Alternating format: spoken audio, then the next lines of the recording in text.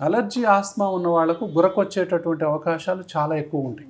వయసు పెరుగుతూ ఉంటే అలర్జీ ఆస్మాకు సరి అయినటువంటి వైద్యం సరి అయిన సమయంలో జరగకపోతే ఈ మూసుకున్న సిస్టమ్ని, ఊపిరితిత్తుల్ని ముక్కు నుంచి కింది దాకా మనం గనక సరి అయిన టైంలో వీటిని ఓపెన్ చేయకపోతే ఇదే గురకకు దారితీస్తుంది.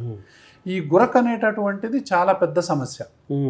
సో ఎవరు గురక పెట్టినప్పుడు ఎవరు డేంజరు అంటే అంటుంటారు, అది డేంజరస్ అండి. అది చాలా డేంజరస్. వెంటనే డాక్టర్ని సంప్రదించడానికి ఇంతకంటే పెద్ద సిమ్టమ్ సైన్ అవసరం లేదు.